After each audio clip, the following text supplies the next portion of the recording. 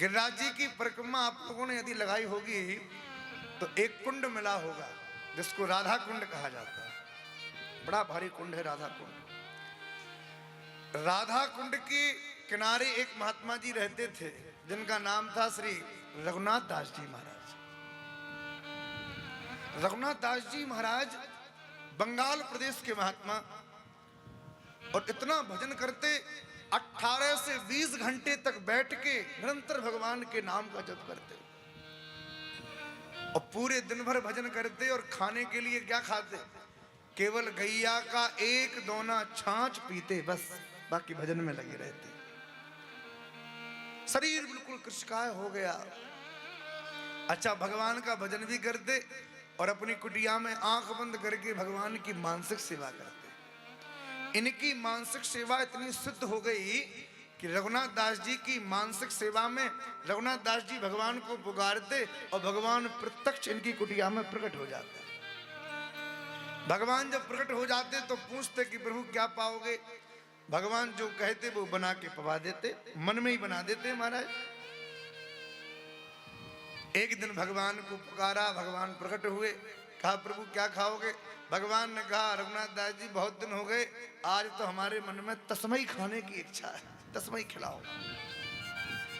रघुनाथ दास जी ने कहा जो आज्ञा।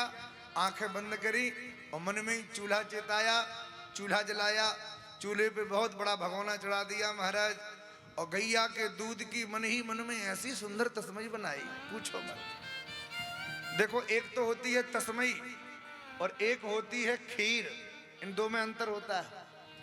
खीर में तस्मई में क्या अंतर? बोले जिसमें दूध की मात्रा कम हो, चावल ज्यादा हो, उसे कहते हैं खीर। और जिसमें दूध और चावल बिल्कुल लय हो जाएं, घुटते घुटते पता ही न चले कि दूध कहाँ है और चावल कहाँ है, रबड़ी की जैसी जो स्वरूप धारण कर ले, उसको कहते हैं तस्मई। हमारे संतों में कारी रोटी धौरीदार चकाचक चलती रहती है महाराज। कारी रोटी माने जानते हो? कारी रोटी माने मालपुआ और धौरीदार माने खीर।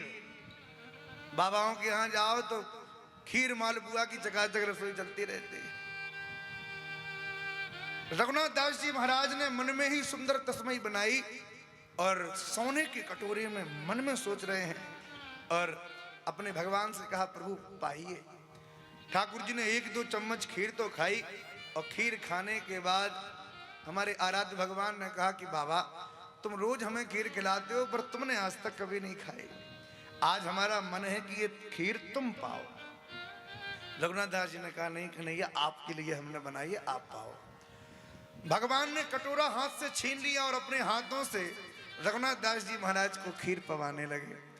1 चम्मच जैसे ही खीर खाई, आप विचार करो भगवान का अधरामृत प्रसाद जिस खीर में पड़ा हो उसका स्वाद का कोई वर्णन कर सकता है क्या? 1 चम्मच जैसे ही खीर खाई कि मुंह में इतना स्वाद आया कि पूरे कटोरे की खीर रघुनाथ दास जी अकेले खा गए महाराज। जिन्होंने जीवन में 1 दोना छाछ के अलावा कभी दूसरे दोना छाछ नहीं पी, उनको भर के कटोरा जब खीर मिली तो पूरी खीर खा गए। खीर तो खा ली, पर रघुनाथ दास जी महाराज के पेट में बड़ा दर्द प्रकट हुआ महाराज। बहुत दर्द होने लग गया, कराहने लगे, रोने लगे। आसपास के ब्रजवासी इकट्ठे हुए। ब्रजवासियों ने कहा बाबा क्या हुआ? रघुनाथ दास जी ने कहा कि भाई पेट में बड़ी पीड़ा है, बहुत दर्द है, किसी वैद्य को बुलाओ। वैद्य को बुलाया। वैद्य ने आके जैसे ही नब्ज देखी, उस जमाने के वैद्य भी बड़े योग्य हुआ करते थे, जैसे ही हाथ में नब्ज देखी तो नब्ज पकड़ते ही कहा कि ब्रजवासियों तुम्हारे बाबा के पेट में जो दर्द है वो किसी और चीज से नहीं है, इन्होंने आज खीर खाई है इसलिए दर्द है। ब्रजवासियों ने कहा अरे वैद्य साहब, हमारा बाबा कहीं बाहर जावे ना है, 24 घंटे अपनी कुटिया में ही वास करे, या कुटिया में कहीं भी ऐसा कोई उपकरण नहीं है जिससे खीर बन सके। आप कैसी बात करते हो? हमारे बाबा खीर भी कहाँ खाएंगे? झूठ बोलते हो तुम। वैद्य ने कहा कि ब्रजवासियों तुम्हें यदि विश्वास न हो तो बाबा से पूछो, यदि इन्होंने खीर न खाई हो तो आज से हम अपनी वैद्यगिरी बंद कर देंगे। रघुनाथ दास जी के पास जाके जब कहा बाबा क्या तुमने खीर खाई है? रघुनाथ दास जी के नेत्रों से आंसू बहने लगे। रोते रोते कहा कि ब्रजवासियों, वैद्य झूठ नहीं बोल रहा है। मैंने खीर खाई है, पर इस लोक में नहीं खाई। मैंने तो किसी दूसरे लोक में ही खीर खाई है। मैंने तो मानसिक सेवा में खीर खाई है। वैद्य भी बाबा के चरणों में लौट के प्रणाम करके बोला, बाबा तुमने यदि इस लोक में खीर खाई होती तब तो हम तुम्हारा इलाज करते। अब तुमने जिस लोक में खाई है उसी लोक के वैद्य को बुलाओ, वही इलाज करेगा। हमारे बस की बात नहीं है। उसी लोक के वैद्य को बुलाओ। और वो वैद्य कौन है महाराज? हमारी गोपियां उद्धव जी से कभी कभी कहती है ना, सताओ ना हमें उद्धव,